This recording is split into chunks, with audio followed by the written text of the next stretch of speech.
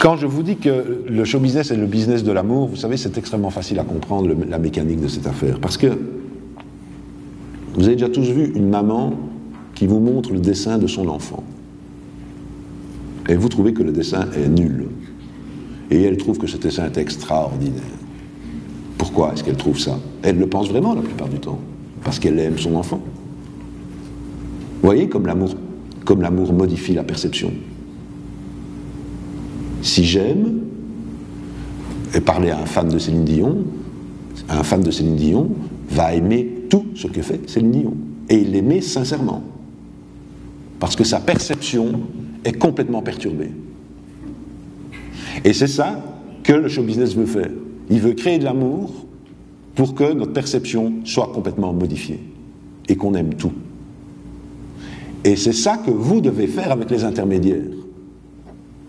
Qu'ils vous aiment pour que leur perception soit également modifiée à votre sujet. Et donc, le show business n'est pas du tout le lieu de la vérité. Du tout. C'est le contraire, c'est le lieu du mensonge, puisque c'est le lieu de la manipulation de la perception.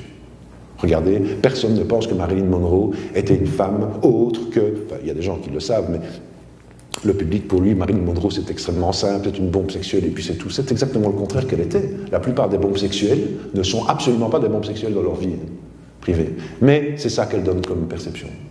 Eh bien, il faut qu'elle joue avec ça. Sinon, elle ne peut pas entrer dans la machine du show business. Elle peut vivre, elle peut être heureuse, mais elle ne peut pas entrer dans la machine du show business. Parce qu'elle risque de donner des indices qu'elle n'est pas vraiment ce que les autres perçoivent d'elle, et donc ça ne marche plus, je n'y crois plus, je passe à autre chose.